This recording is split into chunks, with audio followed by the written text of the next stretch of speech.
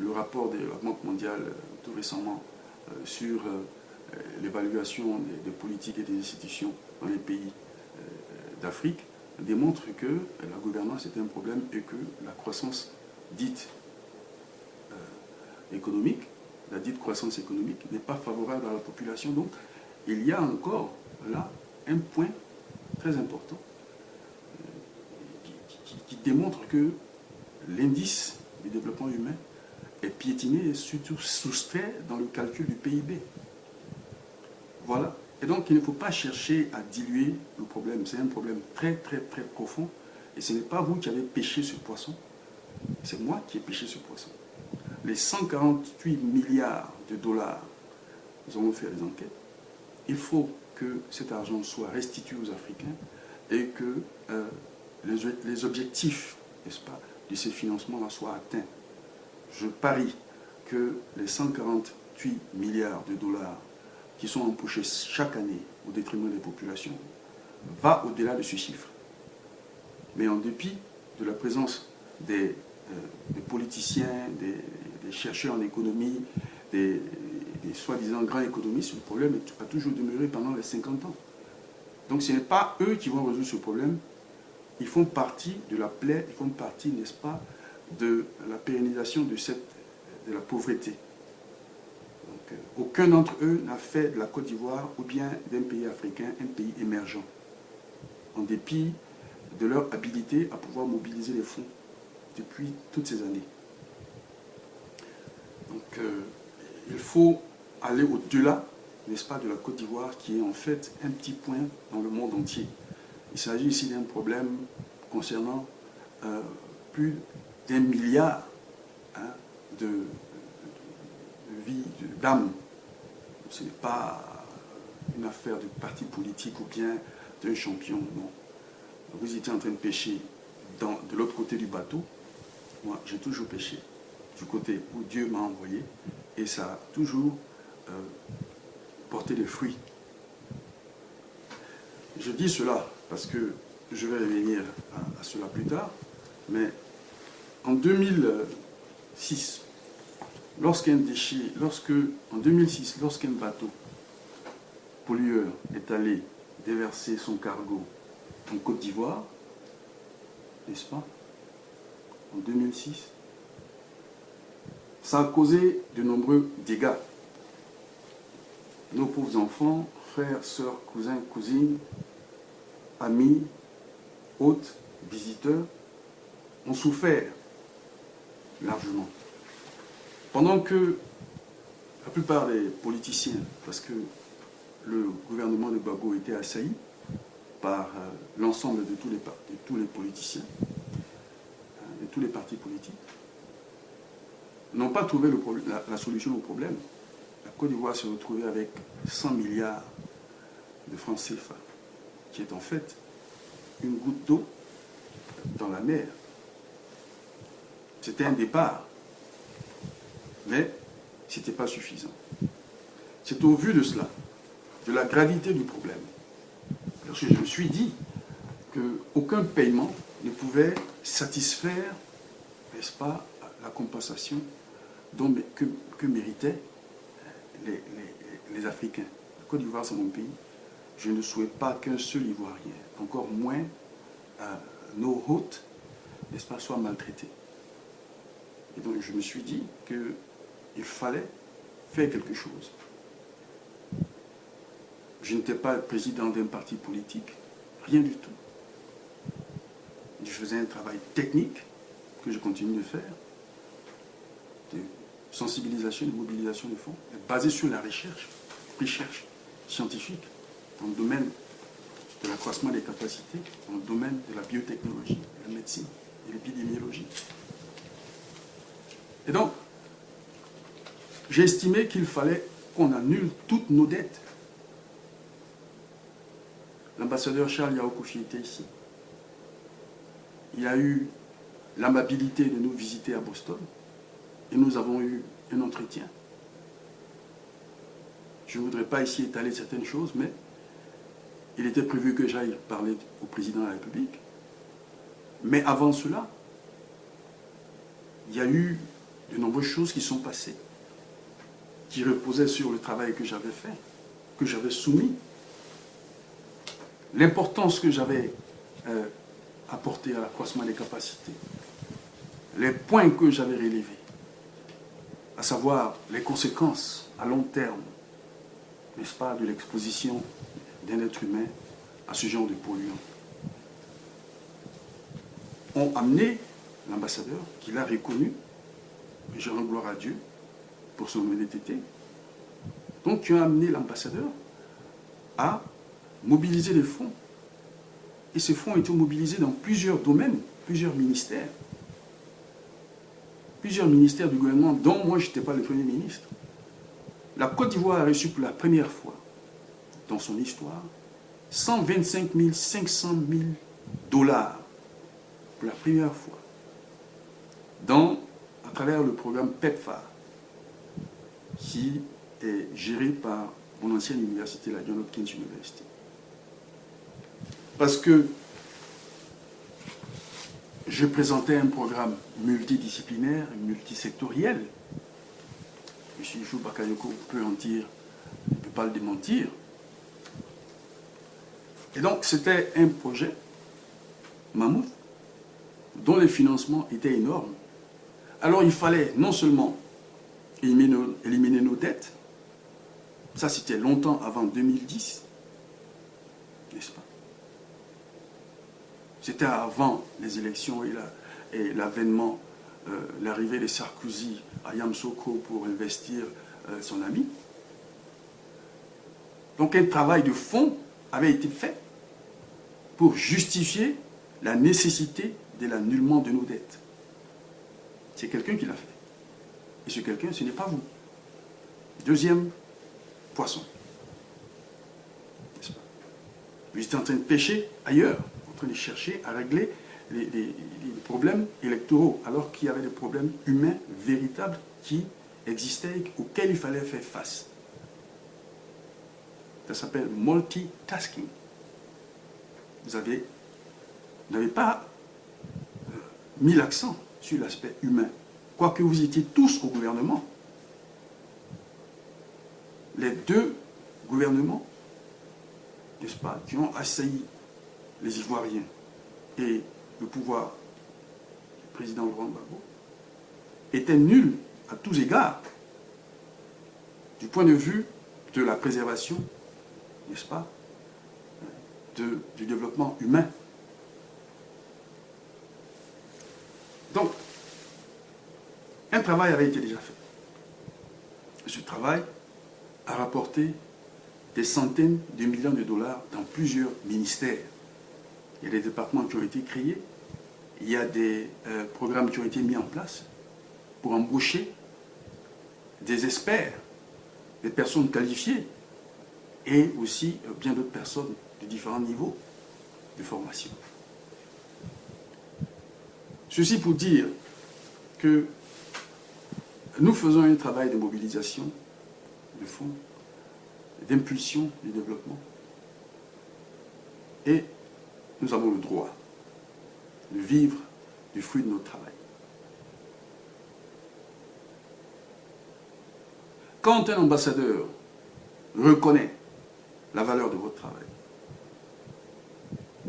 n'est-ce pas, alors que vous n'étiez pas allé les voir pour qu'on vous usurpe votre travail, eh bien, il faut que réparation soit faite. Je salue le travail de l'ambassadeur Charles Yaokofi, qui a fait un travail excellent. Mais la première présentation que j'ai faite de mon business, je l'ai faite en face de l'ambassadeur Diabaté, en 2007, lors de la visite de M. Kragbé, ici, ancien conseiller du président Laurent Gbagbo, n'est-ce pas? Les affaires biotechnologiques et communication, IT et autres. La présentation a été faite. L'ambassadeur Diabaté a dit des choses en faveur, n'est-ce pas, de l'excellence du travail que j'ai abouti. Mais à cause de ce que vous faites, à cause du désordre qui a eu lieu en Côte d'Ivoire, on veut maintenant que, pour que celui qui a travaillé et qui mérite le fruit de son travail, aille cirer, n'est-ce pas, les chaussures des gens pour lesquels il n'a pas travaillé. Le travail que j'ai fait, c'est un travail de Premier ministre. C'est un travail tentaculaire. C'est un travail pluridisciplinaire et multisectoriel qui a rapporté des centaines de millions de dollars en Côte d'Ivoire. Tout comme la sensibilisation que je viens de faire, n'est-ce pas, qui a relevé qu'en Afrique, il y a un déficit de 148 milliards de dollars par an. Donc, on ne fait pas ce travail pour satisfaire quelqu'un ou bien pour aller, comme un mouton, s'aligner dans un gouvernement à la rigueur.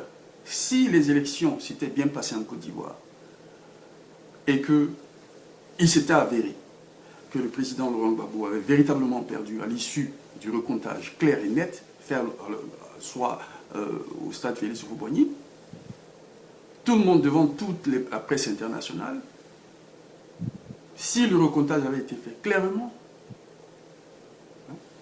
et qu'il avait perdu, il aurait dit, mes chers amis, mes chers camarades, supporters, eh bien, on a fait une bonne campagne, on a gagné le premier tour, le second tour, malgré le fait que tout fut émaillé, n'est-ce pas, d'imperfection, eh bien, le recomptage que j'ai demandé prouve que j'ai perdu les élections.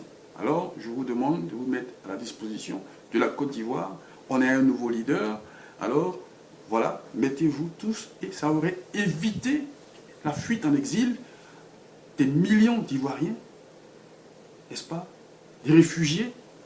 Ça aurait empêché de nombreuses personnes, beaucoup de morts. Ça aurait évité, n'est-ce pas, aux chercheurs, aux travailleurs, aux inventeurs, aux entrepreneurs que nous sommes, de perdre du temps, de perdre de l'argent, parce qu'à cause de la situation d'instabilité et d'insécurité que vous avez créée, Côte d'Ivoire, eh bien, il y a des travaux ici que nous avons faits, qui nous ont été usurpés. Vous ne vous rendez pas compte des dégâts que vous avez commis. La première présentation que j'ai faite devant l'ambassadeur Diabaté, en présence de l'équipe gouvernementale, de la présidence et de bien d'autres personnes, c'était la présentation de ma structure, Applied Biosciences Institute, qui faisait la promotion d'un concept qui n'existait pas dans les universités Harvard, MIT et les universités américaines, alors que ces universités existent depuis plus de 200 ans. Lorsque vous venez aux États-Unis, vous ne pouvez pas faire de recherche sans passer par une université ou bien une institution bien précise. Lorsque vous avez une idée, une hypothèse que vous voulez tester, que ce soit en Afrique ou vous ne pouvez pas faire cela. Je viens avec cette idée novatrice, je la propose à l'université. Elle me dit non, nous ne sommes pas intéressés parce que nous avons nos curricula et notre façon d'opérer et ça fait longtemps, nous avons enregistré beaucoup de succès. Je tourne le dos et j'utilise le concept de mon business pour créer le premier laboratoire qui puisse exister pour faire ce genre de service, pour offrir le même service que je voulais offrir aux étudiants. À savoir la possibilité de faire des recherches indépendantes, de tester des hypothèses ou bien comment on appelle, de challenge des principes dans le domaine de la bioscience. C'est très important pour l'avancement de la science médicinale, la science pharmacologique, la science pure, chimie, physique, biophysique. Ça contribue, n'est-ce pas? Ça aurait contribué, n'est-ce pas, à des grandes découvertes. Vous allez créer une situation pareille et les choses qu'on aurait pu transposer en Côte d'Ivoire et puis au profit, n'est-ce pas, de tous les Africains, nous sont usurpés par des gens. Et vous nous parlez de sécurité, vous nous parlez des coups d'État. La projection, l'idée que nous avons de la Côte d'Ivoire, c'est notre pays paisible. On n'a pas besoin d'être abreuvé par des notions qui n'ont rien à voir avec ce que nous faisons. L'homme a besoin d'évoluer. Alors, il faut que restitution soit faite. Il faut que restitution soit faite. Si des agents, pas des moindres, des institutions de Bretton Woods reconnaissent la valeur de notre travail et veulent que nous allions travailler avec votre champion, s'ils nous ont offert des postes, si depuis que vous aviez formé votre gouvernement au Golfe, les appels d'IPI avaient été faits pour qu'on fasse partie du gouvernement et qu'on a refusé, ce n'est pas parce qu'on a de la haine pour la Côte d'Ivoire. C'est parce qu'on a des principes. N'est-ce pas? On ne travaille pas dans le désordre. Quand on veut identifier un microbe, on ne le fait pas n'importe comment. Sinon, eh bien, on aura des résultats teintés. C'est la même chose. Partout. On ne travaille pas dans le désordre. Donc, la moindre des choses qu'on puisse faire pour la Côte d'Ivoire, c'est de demander qu'il y ait un nouveau gouvernement dont le leader se servira pour amener la paix, l'équité, la cohésion sociale. Il faut un nom tampon, ce qu'on appelle un buffering system. Donc ce Premier ministre, n'est-ce pas, fera revenir tous ceux que vous avez chassés, mettra en place un package pour les exilés, les réfugiés, qu'ils soient sur place en Côte d'Ivoire ou à l'extérieur. Il faut qu'il y ait compensation. Vous ne pouvez pas créer le désordre dans la vie des gens qui n'ont rien à voir avec vos affaires. Vous avez fait fuir beaucoup de personnes. Et c'est leur droit, ceux qui, parmi eux, supportaient Laurent Gbagbo, c'est leur droit.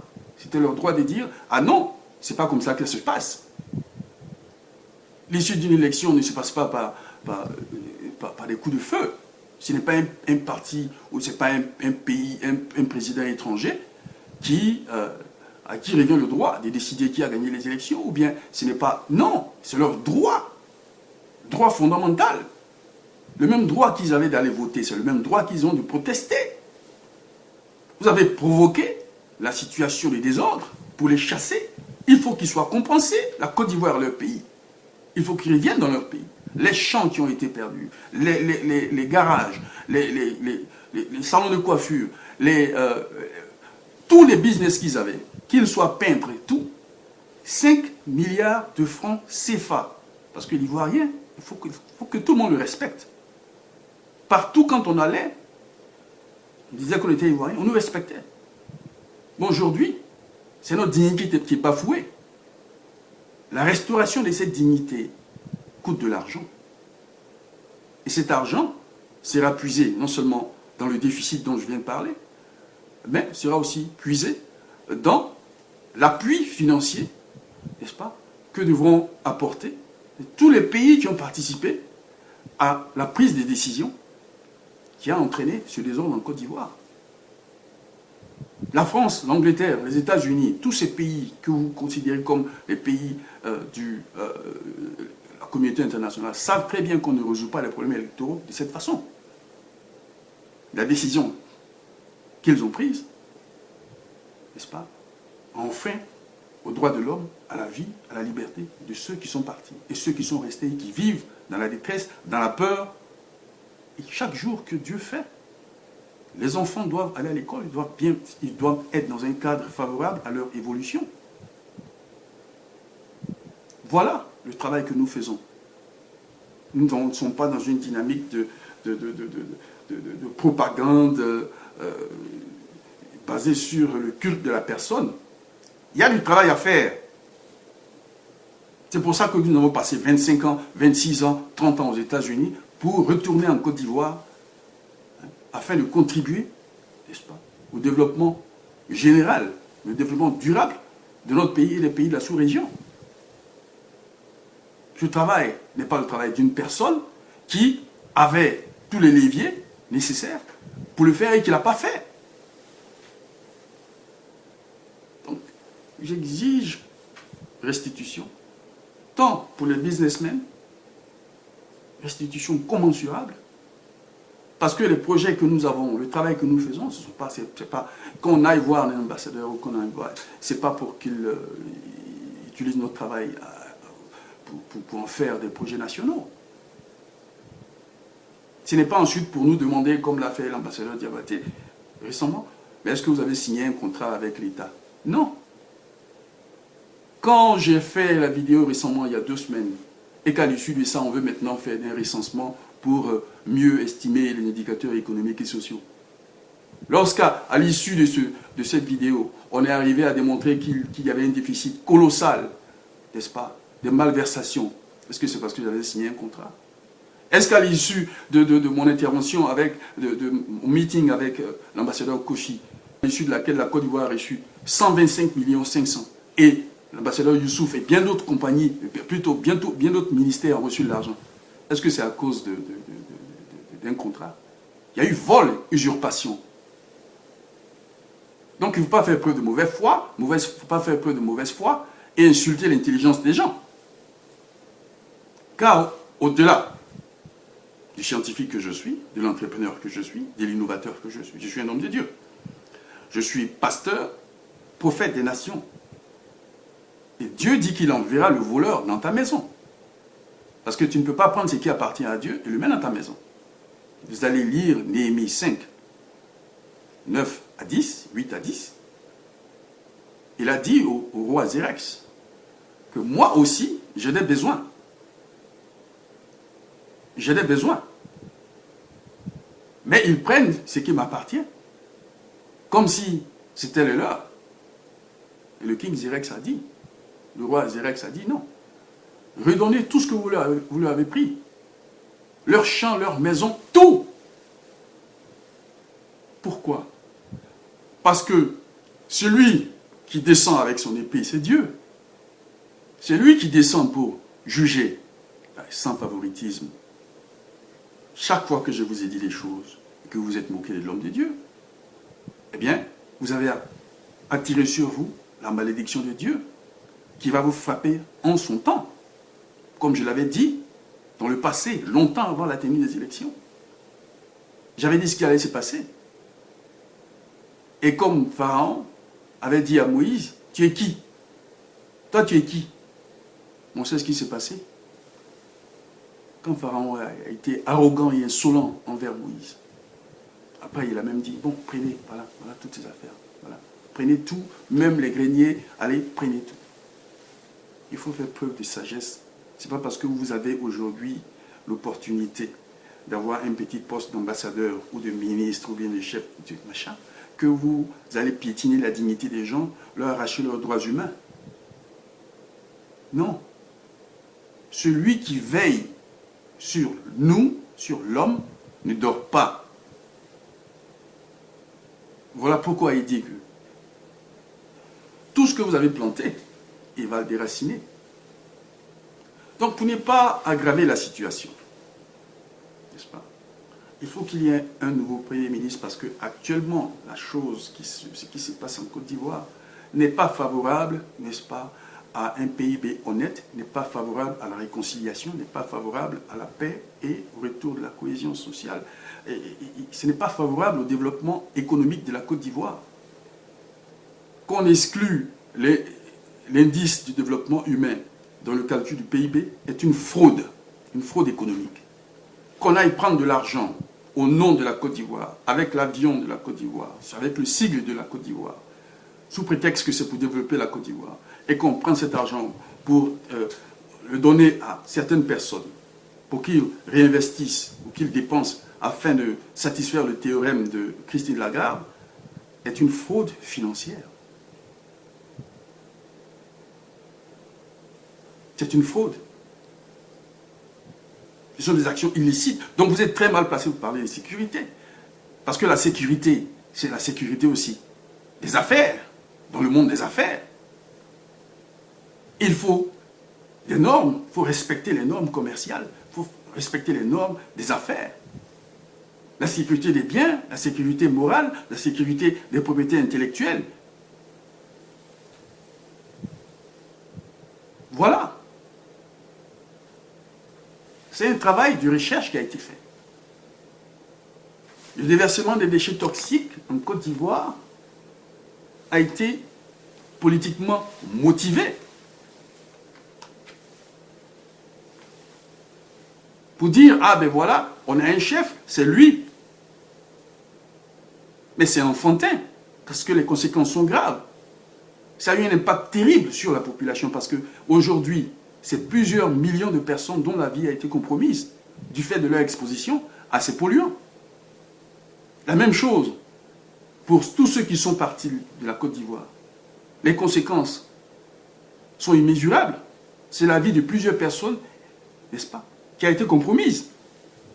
Car chaque jour, il y en a qui sont violés, il y en a qui vivent dans la promiscuité. On n'a pas encore trouvé le remède contre le sida et contre beaucoup de maladies. On ne peut pas dire que c'est un processus, alors on attend, on perd le temps. Quand il y a à manger à midi, c'est parce que madame ou sa bonne ou son boy s'est levé le matin, est allé faire les courses, a préparé pour qu'il y ait à manger à midi. C'est un processus, mais limité dans le temps. Il s'est fait régulièrement, donc tout le temps, il y a un résultat. Quand on joue au football, on le fait soit à 90 minutes ou bien en 120 minutes. C'est un processus limité dans le temps, programmé et qui est achevé à un temps T. Quand on participe, par exemple, on va à un concours, ben, c'est la même chose. On multitask. C'est-à-dire, on fait l'exercice le plus difficile ou le moins difficile selon notre aisance et selon les coefficients. On le fait avec l'esprit d'avoir le maximum pour passer l'examen. C'est la même chose. Quand vous avez un médecin qui a quelqu'un sur sa table opératoire, il multitask. Il ne se focalise pas, par exemple, sur le foie ou le rein ou le cœur seulement. Il fait en sorte, avant que le patient est dans les conditions normales d'opération. Et quand l'opération est en train d'être faite, on évalue, n'est-ce pas, l'état de santé régulièrement de la personne pendant l'opération. Donc on ne peut pas dire, oui, parce qu'on veut construire des routes, on veut faire ceci ou cela, alors on laisse l'aspect humain de côté. C'est un crime. C'est un crime contre l'humanité que de faire ce genre de choses. Vous avez échoué, tant après vous êtes accaparé, n'est-ce pas, du pouvoir de Gbagbo en 2010, hein, et vous avez échoué dans l'organisation des élections, car une élection qu'on organise et qui cause des pertes de vie est un échec. Il ne faut pas baigner tout le monde dans un esprit de médiocrité. Quand on est allé à l'école, qu'on a eu des grands diplômes, qu'on a assumé des grands postes, il faut travailler, donner le bon exemple. Il ne faut pas faire croire que les approximations que vous faites, hein, toujours dans un cadre de médiocrité, sont acceptables. Sinon, autant fermer les écoles.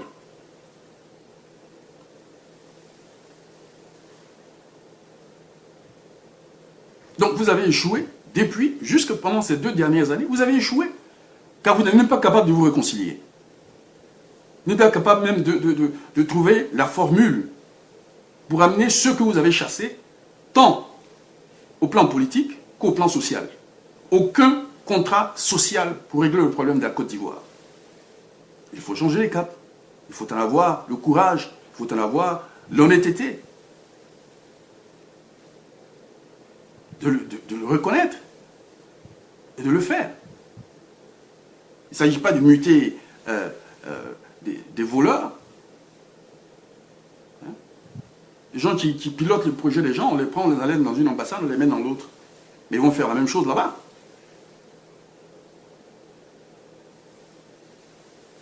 Je sais ce qui s'est passé.